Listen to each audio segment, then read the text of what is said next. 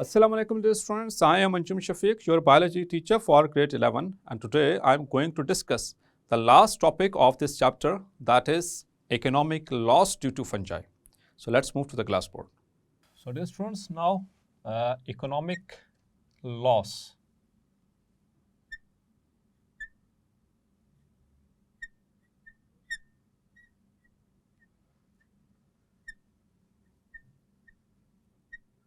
Due to fungi.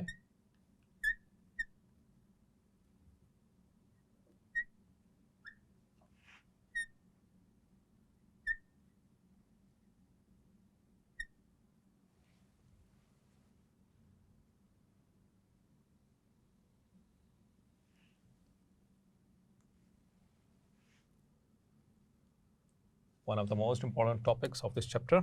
इसको हम तीन तरह के लॉसेस में डिस्कस करेंगे, तीन कैटेगरीज में डिस्कस करेंगे, plant disease, animal disease and subtropic fungi के हवाले से.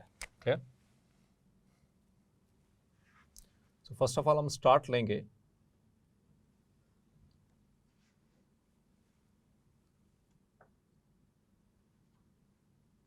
From plant diseases.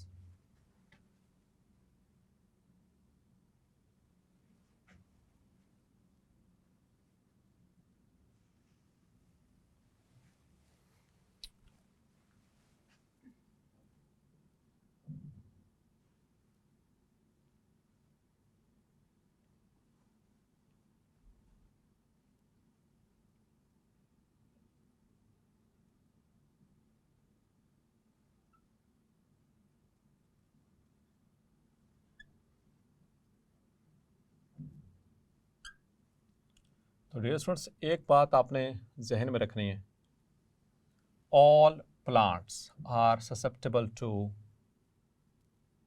Pathogenic fungi. All plants, जितने भी प्लांट्स हैं वो ससेप्टेबल हैं कि वो फंजाई से इफ़ेक्ट हो सकें, फंजाई उनको डिजीज़ कॉज कर सकें. तो कुछ डिजीज़ तो हम पहले डिस्कस कर चुके हैं इस चैप्टर के अंदर, प्लांट से रिलेटेड, और पूरा साइकिल हमने उसको डिस्कस किए थे, आपको याद होगा. Clear? So fungi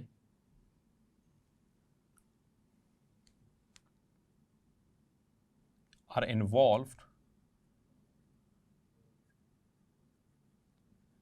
in causing serious plant diseases.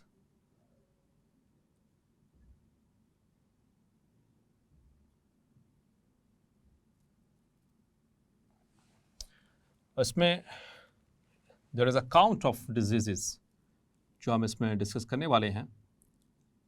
तो रस्ट एंड स्मट फंजाई, आपको याद है बेसिडियोमाइकोटा के अंदर हमने डिस्कस किया था क्लब फंजाई में. ठीक है? Number 1,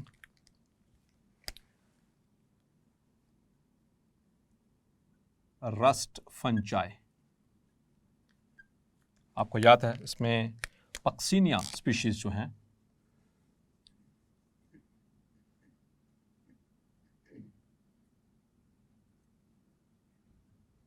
Puccinia species and smut fungi.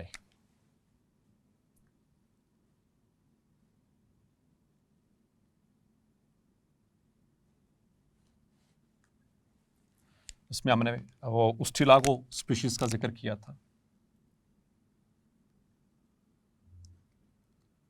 Ustilago species, और उसमें उस्टिलागो स्पीशीज में दो हमने डिस्कस किए, उस्टिलागो ट्रिटिसी and Ustilago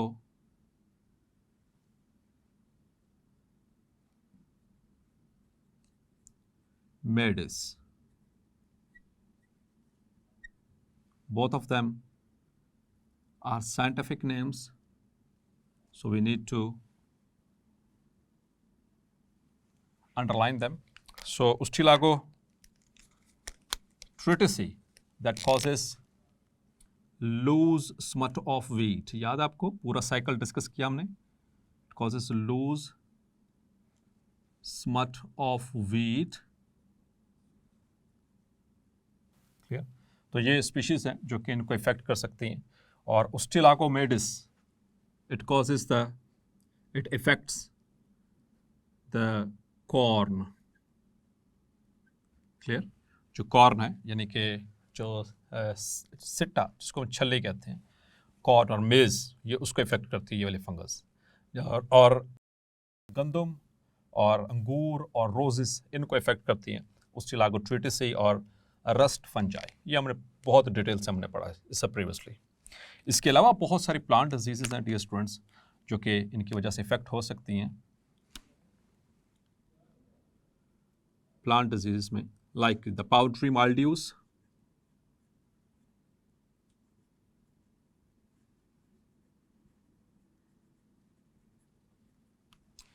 इसमें भी जिस तरह से जो उस्टिलागोट्रिटिसी था उसमें it affects the wheat,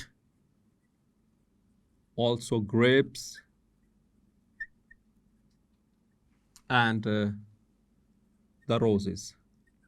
As far as the Ostilagotritis is concerned, so powdery mildews, they affect wheat as well as grapes as well as roses. Another disease, that is ergot of rye. Ergot of rye. Rye ये plant है, ergot ये fungus है जो कि इसको ये हमारे एक सीरियल क्रॉप है, ठीक है। राई का, जैसे आपने सुना राई का पहाड़ बनाते हैं ना, छोटे से ये भी ग्रेन्स होते हैं, सीरियल ग्रेन्स हैं, तो उसको इफेक्ट करती है। इसी तरह से एक और disease that is Apple scab, ठीक है।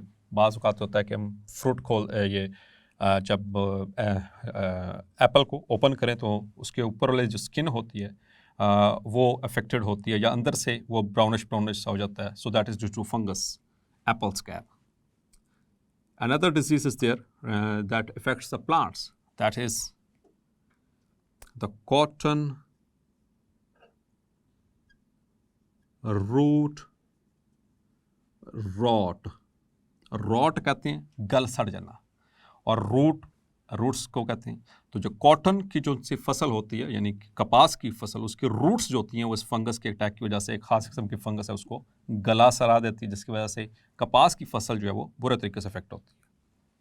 इसी तरह से एक और डिजीज है प्लांट से related, that is potato wilt.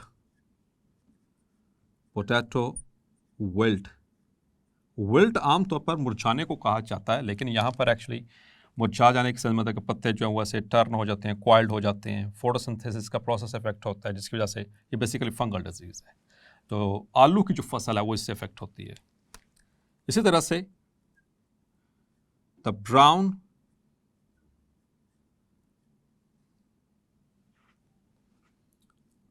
Rot of, तो मुख्तलिफ तरह के फ्रूट्स हैं जो कि येलो फ्रूट्स में आमतौर में शामिल होते हैं, वो गल सड़ जाते हैं एक फंगस की वजह से, एक फंगल डिजीज है, उसे कहता है ब्राउन रॉट ऑफ पीचेस, मतलब कि जो हम खाते हैं आड़ू, एप्रिकॉट मतलब कि खुबानी, प्लम्स आलू बुखारा, एंड चेरीज जो हम खा सकते हैं, ये डिफरेंट इसकी स्पीशीज़ आ गई चेरीज़ की। तो वो ब्राउन रॉट, वो गल सड़ जाती है, उनके स्टेम्स, उनके पत्ते और उनका फ्रूट भी इफेक्ट होते हैं इससे। So that is a brown rot of peaches and apricot and plums and cherries. तो डियर स्टूडेंट्स, ये कुछ ऐसी ख़तरनाक किस्म की डिजीज़ हैं, ये सारी फसलों वाली, ये प्लांट्स की फसलें जो कि पूरी की पूरी फसल इफेक्ट होती है। जैसे इसका हमने पढ़ा था वो वीट का, गंदम का, उस्टिलागोट्रिटिस से पूरी की पूरी फसल जो है उसको वो ख़राब कर सकती है। इसी तरह से एप्पल स्कैब, अर्गट ऑफ राई, पोटैटो विल्ट, कॉटन रूट, ये सारी फसलें हैं और ये भी सारे दरख्त हैं जो इससे इफेक्ट हो सकते हैं। So this is an economic loss due to fungi. So these are the plant diseases जो कि बेसिकली इफेक्ट कर रही हैं यहाँ पर, फंजाई की वजह से जो प्लांट्स हैं वो इफेक्ट हो रहे हैं। दूसरा जो हम अच्छा एक और चीज़ स्टूडेंट्स याद रखिएगा, इन द प्रीवियस डेकेड्स, कुछ हिस्ट्री के अंदर इन फंगल डिजीज़ की वजह से बहुत बड़े पैमाने के ऊपर नुकसान हुआ, और जिसकी वजह से लोगों ने फ़ौरन हिजरत की। और आपको याद होगा वो फंजाई लाइक प्रोटेस्ट में भी हमने पढ़ा था कि वो जो आयरिश जो थे वो पीजेंट्स, ठीक है, जो फार्मर्स थे, वो मैस डिस्प्लेसमेंट हुई थी। 2.5 लाख से 10 लाख के लोग जो करीब जो लोग थे वो उनकी डेथ हो गई थी ड्यू टू स्टारवेशन। वो जो आलूओं की फसल है वो दैट वाज स्टेपल फूड, वो उनका वो सब का सब जो बर्बाद हो गया। उन खाने बेचना तो दूर की बात है, कारोबार दूर की बात है, वो खाने के काबिल नहीं थे। तो जिसकी वजह से वो कहता आन पड़ा था। याद होगा आपको, हमने बात की थी चैप्टर नंबर 7 के लास्ट टॉपिक में इसके हवाले से। क्लियर? तो मैस डिस्प्लेसमेंट्स हुई due to this fungal diseases. अब हम बात करते हैं कुछ एनिमल डिजीजेस के हवाले से। That is an important portion again.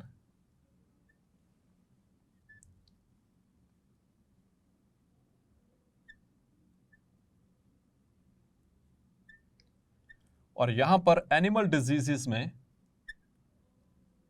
हम स्पेशली बात करने वाले हैं ह्यूमन से, यानी कि ऐसे फंजाई जो ह्यूमंस को इफेक्ट करते आ रहे हैं। So that is again an economic loss. इंसान का बीमार हो जाना कोई छोटी बात नहीं है। सो एथलीट्स फुट,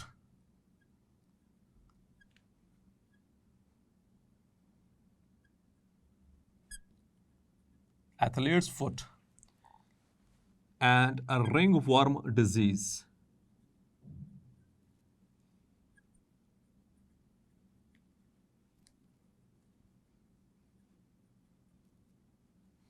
ये दो ऐसी बीमारी हैं जो कि एक ही तरह की फंगस है, वो उसकी वजह से होती हैं।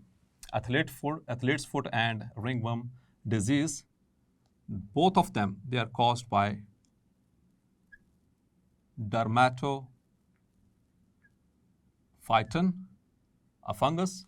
और एथलीट्स फुट में क्या होता है, ऐसे लोग जिन्होंने दिन का ज़्यादा हिस्सा जो टाइट शूज़ जैसे एथलीट्स होते हैं उन्होंने पहने होते, टाइट शूज़ पहने होते हैं, सॉक्स पहनी होती हैं, और ऐसे लोग जिनको पसीना आता है पाँव में और उनकी जो सॉक्स हैं वो मॉइस्ट हो जाती हैं, डैम्प हो जाती हैं, वहाँ पर इन आपको पता है ना कि जो fungi they grow best in moist conditions, तो वो उनके लिए बेस्ट हैबिटेट है। तो उसकी वजह से ये दोनों डिजीज़ होती हैं। अब एथलीट्स फुट में क्या होता है कि जो उनसे फुट के यानी टोस के दरमियान वाले जो इंटर डिजिटल स्पेस होती है, ठीक है, क्लेफ्ट्स होते हैं, वो गलना शुरू हो जाते हैं। उनके नीचे वाले जो यानी कि जो सोल होती है, यानी फुट की जो सोल होती है, वो इस तरह से क्रैक होना शुरू हो जाती है। That is the athletes foot. और रिंग वर्म ये बेसिकली जो लिम्ब्स हैं हमारे, यानी ख़ासतौर पर जैसे बाजू या इस तरह में एक रिंग शक्ल का, एक रेड कलर का बाकायदा तौर पर रिंग होता है जो कि बनता है due to the fungal infection by the dermatophyton. Let's suppose कि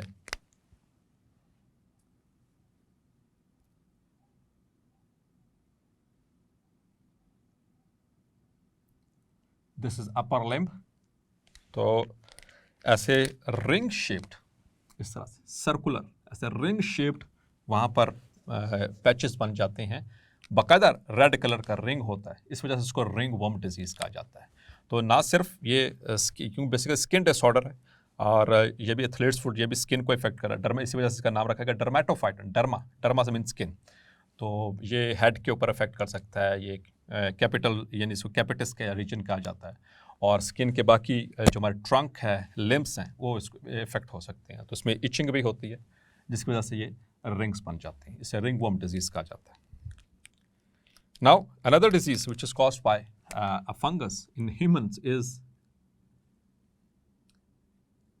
कैंडिडियासिस। कैंडिडियासिस या इसका एक और नाम कैंडिडियोसिस, कैंडिडियोसिस और एसिस। क्लियर? तो ये भी ह्यूमन से रिलेटेड डिजीज़ है। इसमें दोनों मेल्स और फीमेल दोनों इफेक्ट होते हैं, लेकिन ज़्यादा लाइबिलिटी जो है वो फीमेल्स की है, ठीक है, फीमेल्स ज़्यादा इफेक्ट होती हैं। और it is caused by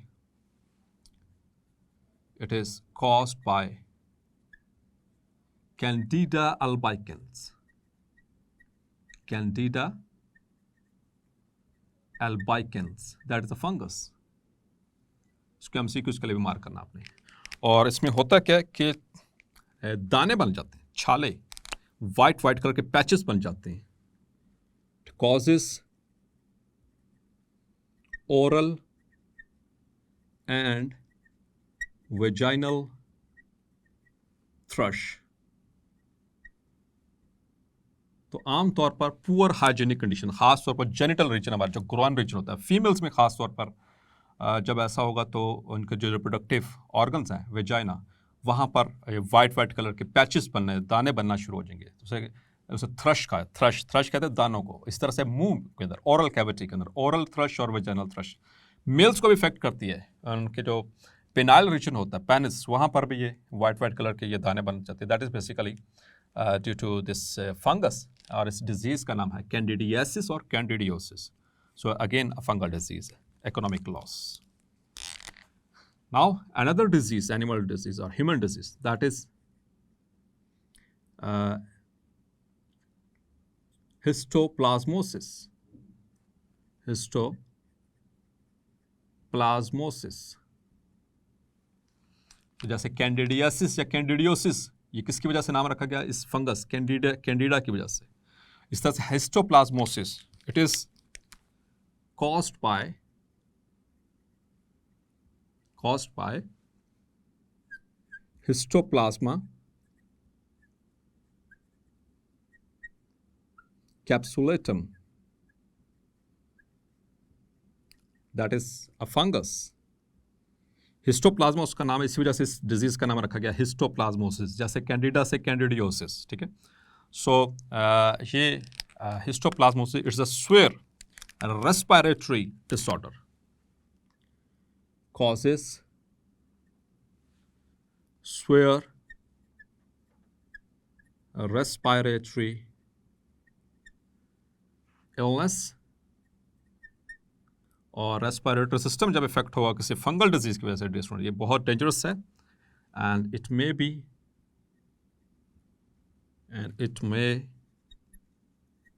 B fatal. इससे जान भी जा सकती है, क्योंकि रेस्पिरेटरी सिस्टम पूरी बॉडी को ऑक्सीजन सप्लाई कर रहा है, कार्बन डाइऑक्साइड को रिमूव कर रहा है। तो जब ये इफेक्ट होगा तो ख़तरनाक हद तक ये इसके रिजल्ट्स होते हैं। इस वजह से इससे बचना चाहिए। Clear? So that is histoplasmosis. एक और ख़ास बात इस हिस्टोप्लाज्मोसिस की कि आमतौर पर ये फैलती किस तरह से है।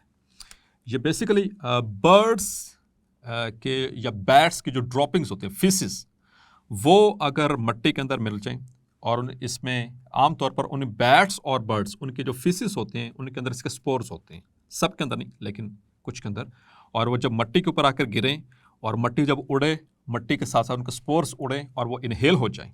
ठीक है, तो ये याद रखिएगा, it is caused when spores of fungus are inhaled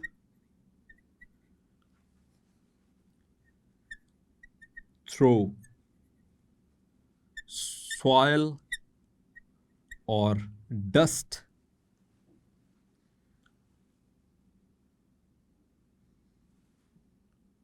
which are mixed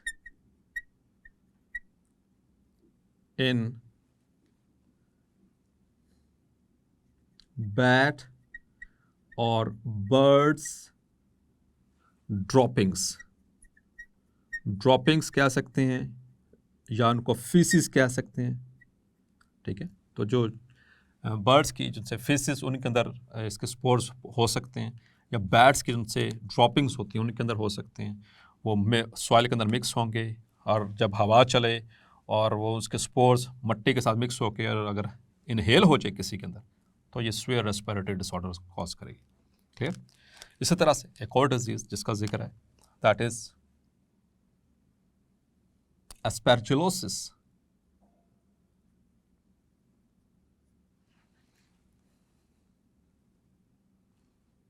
Aspergillosis.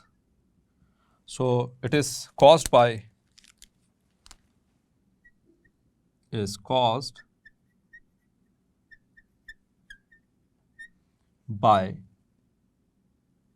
a fungus called Aspergillus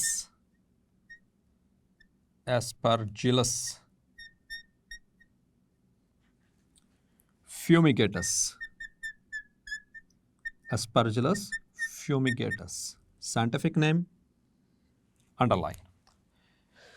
लेकिन इसकी एक ख़ास बात, इस डिज़ीज़ की एक ख़ास बात डियर स्टूडेंट्स, वो ख़ास बात ये है कि एस्परजिलोसिस जो है ये उस वक्त होती है, ऐसे लोगों में होती है जिनका जो इम्यून सिस्टम जो है वो कॉम्प्रोमाइज्ड है, मतलब कि डिफेक्टिव इम्यून सिस्टम है। जैसे कि आप आमतौर पर, जैसे कि हमने पढ़ा था इन चैप्टर नंबर 5 एड्स में, कि एड्स के अंदर जो इम्यून सिस्टम है वो हमारा डाउन हो जाता है because of the viral infection HIV, या एड्स में, या फिर किसी और वजह से इम्यून सिस्टम जब कॉम्प्रोमाइज़ हो जाए, वो किसी और ड्रग्स की वजह से, मेडिसिनल ट्रीटमेंट की वजह से, तो उस वक्त अगर ये एस्परजिलस फ्यूमिगेटस हमारी बॉडी में एंटर हो जाए, so it causes aspergillosis. So it is caused by a fungus called Aspergillus fumigatus only in persons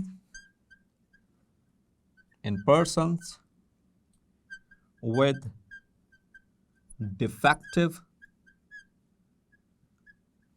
immune system, like in AIDS.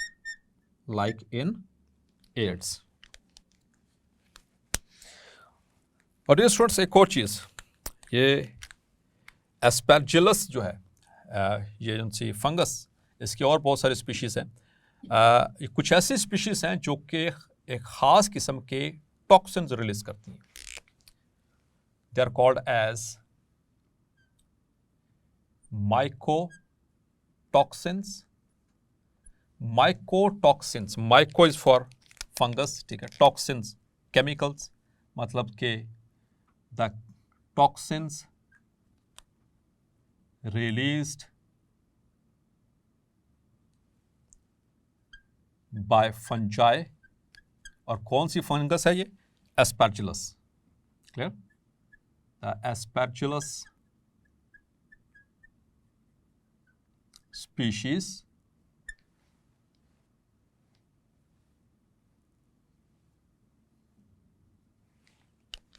so mycotoxins, also called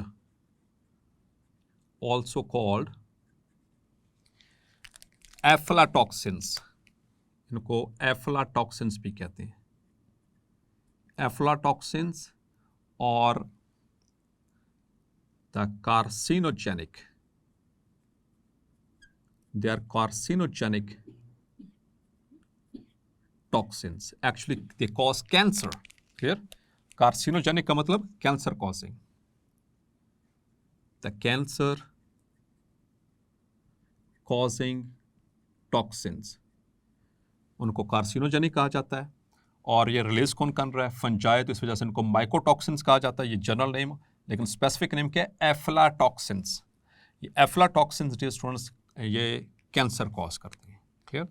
आमतौर पर ये दे आर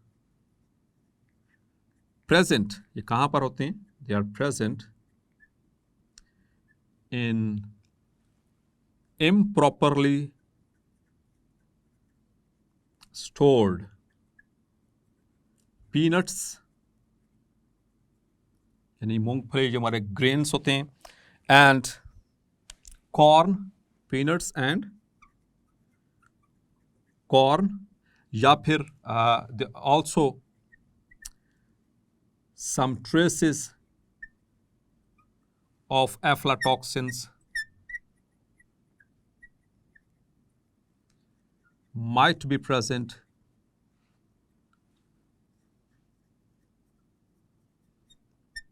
in milk,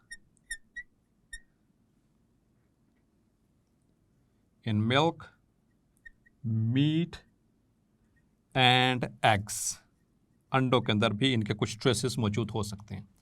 और अगर वो खुदा ना खास्ता इन्हें खा लिए जाए, इंजेस्ट हो जाए इंसानों में, तो dear students it will cause serious illness, क्योंकि ये कार्सिनोजेनिक होते हैं, तो उसकी वजह से कैंसर हो सकता है. तो that is very dangerous situation. Clear? इसी तरह से एक और एनिमल डिजीज़ है जिसके हवाले से हम डिस्कस करने वाले हैं, that is ergotism.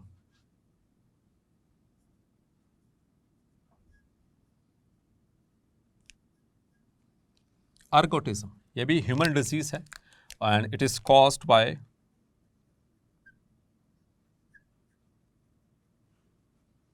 the flour, आटा, अगर ऐसा आटा खा लिया जाए, किसका आटा? Contaminated, which is contaminated by purple ergot of rye, वो हमने पढ़ा था ना वहाँ पे ergot of rye। तो अगर पर्पल ergot of rye, राई क्या प्लांट है, अर्गट जो फंगस है, पर्पल, सो ये अगर ऐसी राई यानी कि ऐसी ये सीरियल क्रॉप है, इसका आटा पिसवा कर खा लिया जाए, इससे रोटी या कोई भी प्रोडक्ट खा लिया जाए, सो इट कॉजेज अर्गटिज्म। और इससे होगा क्या? Very dangerous disease. It causes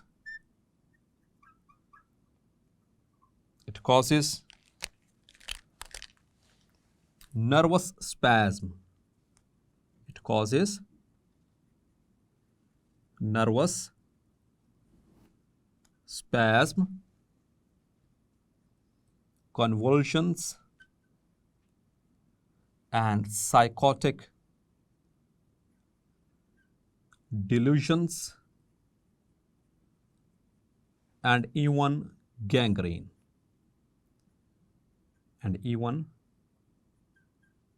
gangrene. ये सारी टर्म्स जो हैं ये एक्सप्लेनेशन मांगती हैं, आप लोगों ने शायद पहले नहीं सुनी, तो लेट मी एक्सप्लेन इट। सो ये मैंने क्यों कहा ये ख़तरनाक है अर्गोटिज्म? तो हो किसकी वजह से रही है? फंगस। कौन सी फंगस है? Ergot, purple ergot.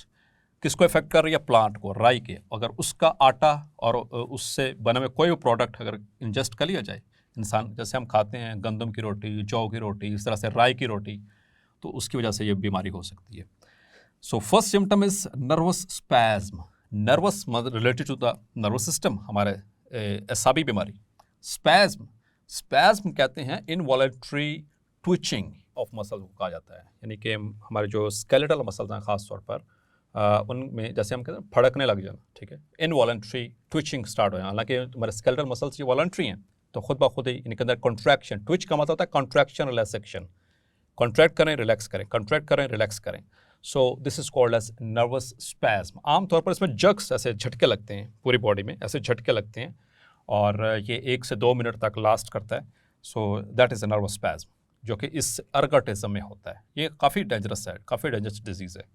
कन्वल्शंस ये बेसिकली एक जनरलाइज टर्म है, जिसमें कि इसमें भी जिसको हम कहते हैं ना दौरे पड़ना, सीजर्स जिसको कहता है, जैसे अपने कभी मिर्गी के पेशेंट में, एपिलेप्टिक पेशेंट में देखा हो दौरा पड़ता है हाथ पांव, उसमें क्या होता है कि मसल्स अकड़ जाते हैं, आंखें ऊपर फिर जाती हैं, ऐसे ये एक टाइटली फ्लेक्स्ड मसल्स होते हैं, जो जॉज हैं वो लॉक हो जाते हैं, ठीक है। So that is called as convulsions, दौरे पड़ना, थोड़ी देर के बाद दौरे पड़ते हैं, और इसमें मसल स्टिफनेस, रिजिडिटी आ जाती है, हार्डनेस आ जाती है, मसल्स इतने स्ट्रांगली जब वो कॉन्ट्रैक्ट करते हैं। और फिर इसी तरह से साइकोटिक डिल्यूशंस, ये बड़ा इंटरेस्टिंग है। डिल्यूशंस ये स्ट्रॉन्ग फिक्स्ड फॉल्स बिलीफ्स को कहा जाता है।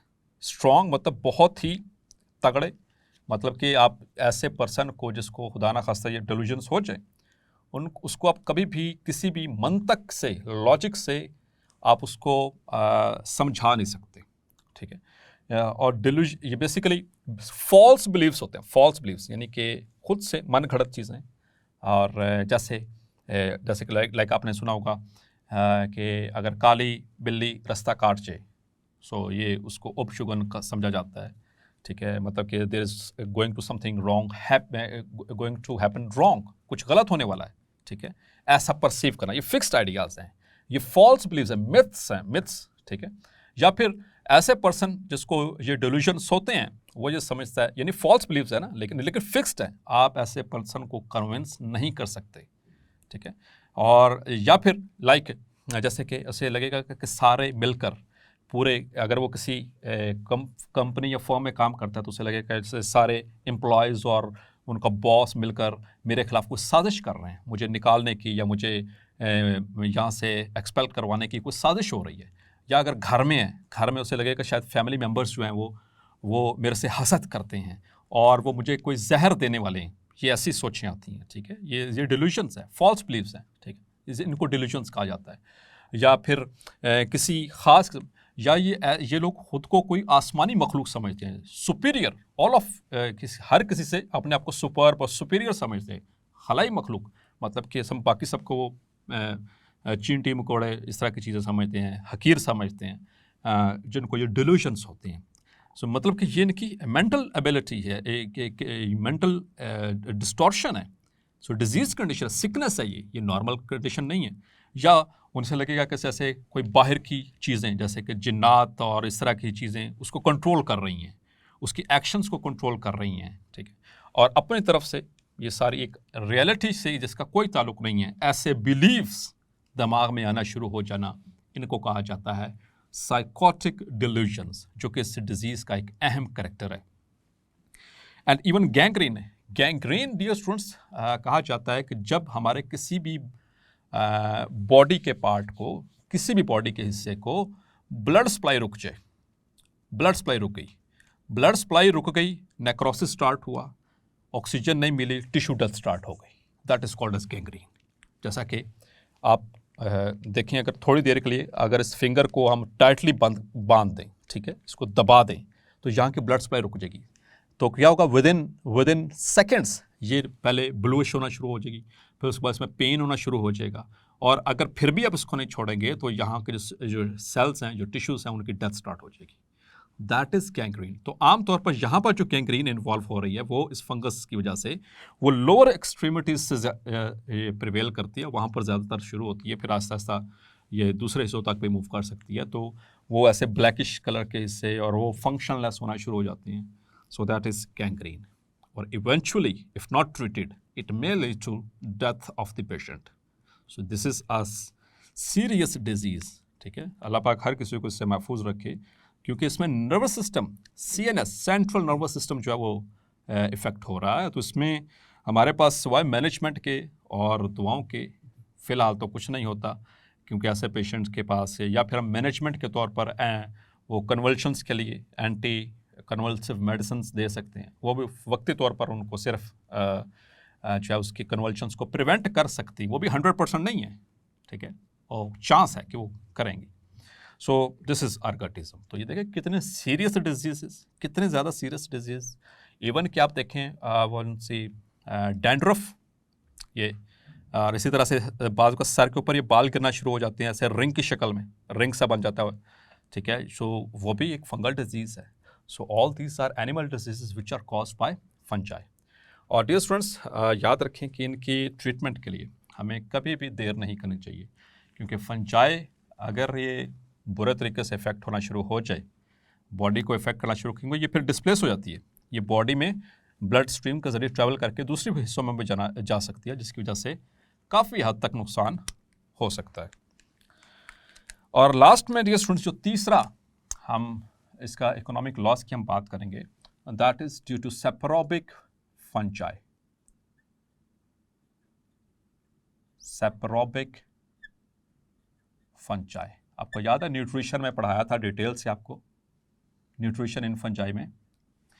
तो ये ज़्यादातर फंजाई सेप्रोबिक है, मतलब कि डीकम्पोजर्स हैं, ये डीकम्पोज करने वाले हैं डेड ऑर्गेनिक मैटर, एनिमल्स और प्लांट्स, डेड और इवन के लिविंग को भी ये नहीं छोड़ते, ठीक है, लेकिन आमतौर पर डेड एनिमल्स और प्लांट्स को ये इफेक्ट करते हैं। यहाँ पर हम बात करेंगे सेप्रोबिक फंजाई की, जो कि याद रखिएगा दुनिया का 15 to 50% फ्रूट्स एंड वेजिटेबल्स, हमारी सब्जियां, हमारे फ्रूट्स, दुनिया में, पूरी दुनिया की बात हो रही है, 15 से 50% per year are decomposed by fungi. तो सोचे जो फ्रूट्स का या ये वेजिटेबल्स का कारोबार करते हैं, उनका कितना लॉस है, 15 से 50% तक लॉस हो सकता है उनको। तो ये it's a huge loss. So annually पूरी दुनिया में इन फंजाई की वजह से आप देखें, केले बाहर रख के देखें, ब्रेड बाहर रख के देखें, या कोई सब्जियां बाहर रख के देखें कुछ दिनों के लिए, तो वो इफेक्ट होना शुरू हो जाती है इन फंजाई से, वो गलना सड़ना शुरू हो जाती है। और इस तरह से ये इस फिगर को याद रखना आपने MCQ पॉइंट ऑफ व्यू से कि 15 से 50% पर ईयर, सालाना, ठीक है, ये सालाना की बात हो रही है, पर ईयर, पर एनम जो है इतना फ्रूट जो है वो पूरी दुनिया में डिके हो जाता है, गल सड़ जाता है, स्पॉयल हो जाता है। किसकी वजह से? Due to saprobic fungi. इसी तरह से एक और चीज़, अगर हम कंस्ट्रक्शन की बात करें तो कंस्ट्रक्शन, वुड कंस्ट्रक्शन की बात करें तो फर्नीचर जिससे बनता है, घर बनते हैं दुनिया के कई कोनों में जहाँ पर जलजले वगैरह आते हैं, जैसे कश्मीर, जैसे जो भी हिली एरियाज, पहाड़ी इलाके हैं, जैसे कि जापान, चाइना, जहाँ पे पहाड़ हैं, तो जहाँ पे जलजले ज़्यादा आते हैं तो वहाँ पे लोग कंक्रीट के घर नहीं बनाते बल्कि लकड़ के घरों को प्रेफर करते हैं, क्योंकि जलजला आ गया तो उससे ज़्यादा नुकसान हो सकता है, तो लकड़ से इतना नुकसान नहीं होता। So the timber and lumbar, अच्छा ये आप पहले भी पढ़ते आ रहे होंगे, टिम्बर और लंबर। मैं इसको पहले लिख दूँ फिर एक्सप्लेन करता हूँ। Timber and lumber are being decomposed by fungi। और आपको याद है बसीडियो माइकोटा में आपको बताया था ब्रैकेट, इसके एग्जांपल ब्रैकेट फंजाई, जिसको हमने कहा था शेल्फ फंजाई, याद है आपको? बसीडियो माइकोटा, उसको खोल के देखें, या फिर shelf fungi. It decomposes not only dead trees or trunks but also parasitizes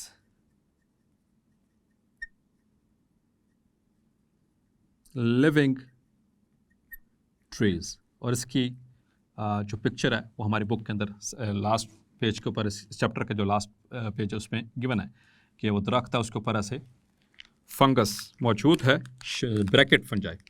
और आपको मैंने बताया था उनको ब्रैकेट फंजाई या शेल्फ फंजाई क्यों कहते हैं। Let's suppose this is a tree, तो एक्चुअली इनकी शेप होती है ब्रैकेट्स। ब्रैकेट समझे, मैथमेटिक्स में पढ़ी अपने ब्रैकेट्स, जैसे कुछ इस तरह से ब्रैकेट होती हैं और कुछ ब्रैकेट्स इस तरह से होती हैं, ठीक है, ये मैथमेटिक्स में। चूंकि इन फंजाई की शेप इस तरह से होती है, ये इस तरह से ग्रो करती है, ठीक है, इस तरह से ब्रैकेट शेप्ड होती हैं। और शेल्फ फंजाई इनको इसलिए कहते हैं, ऐसे शेल्फ्स बनती हैं इनकी, जैसे शेल्फ्स होती है ना घरों में, एक के ऊपर एक इस तरह करके, शेल्फ की शक्ल में ब्रैकेट शेप्ड होती हैं और शेल्फ की शक्ल में जिंदा दरख्तों को ऊपर उनको डिकम्पोज करना शुरू कर देती हैं। So it is dangerous. तो इससे फॉरेस्ट और ऐसे जो स्ट्रक्चरल टिम्बर और लंबर है उनको नुकसान होता है। हाँ, तो बात हो रही थी टिम्बर और लंबर की।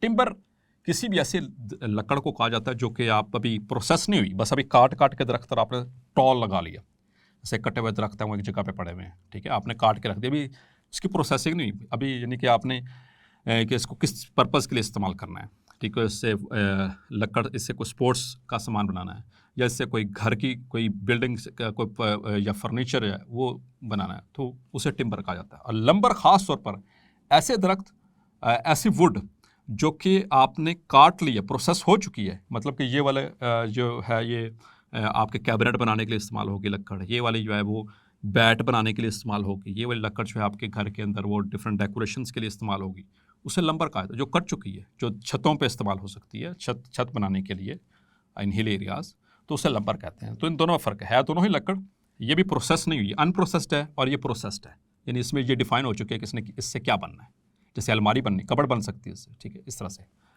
सो that is a huge loss, that is a huge loss. और लास्ट में एक और चीज़ याद रखिएगा, एक पिंक यीस्ट है, pink yeast, that is known as Rhodotorula, that is Rhodotorula, pink yeast. इसका कलर पिंक है, जहां पर ये फंगस ग्रो करती है वो पिंक कलर की अपीयरेंस होती है। It grows on shower curtains, curtain कहते हैं पर्दे को, आपको पता है घरों में पर्दे इस्तेमाल होते हैं, लेकिन ऐसे इलाके जहाँ पर बारिशें ज़्यादा होती हैं या फिर ऐसी एंट्रेंस जहाँ पर ज़्यादा बारिश के अंदर आने का जो है वो चांस होता है, रिस्क होता है, तो वहाँ पर कर्टन्स लटकाए जाते हैं। तो बारिश पड़ने से या फिर पानी मुसलसल पड़ने से क्या होता है कि वो जो कर्टन्स हैं वो नम हो जाते हैं। तो आपको पता है नमी they grow best in moist conditions. तो वहाँ पर ये पिंक यीस्ट है, यीस्ट क्या आती है, that is a non hyphal, ठीक है, याद रखें नॉन हाइफल, हाइफी नहीं होते, यूनिसेलुलर।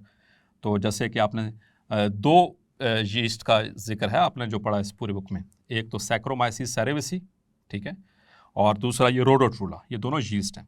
तो ये पिंक कलर की यीस्ट है, ठीक है, ये आमतौर पर वहाँ पर ग्रो करेगी और उन कर्टन शावर्स को वहाँ पर ग्रो करके वो उसको उनको इफ़ेक्ट कर सकती हैं। जैसे नमी वाली दीवारें वहाँ पर भी ये ग्रो करती है, जहाँ पर मुसलसल नमी रहती है, ठीक है, इसको हम कहते हैं ना वो सेल वाली जगह, सिलाबा जिसे कहते हैं, वहाँ पर मुसलसल जहाँ पर रहेगा तो वहाँ पर ये पिंक कलर की ये जो फंगस है ग्रो करेगी और नुकसान पहुँचाएगी वहाँ पर। Clear? So that is again economic loss due to fungi. So dear students, hopefully आज का लेक्चर भी आपको क्लैरिफाई हो गया होगा। मिलते हैं नेक्स्ट लेक्चर में, तब तक अपना ख्याल रखिएगा। अल्लाह हाफिज़।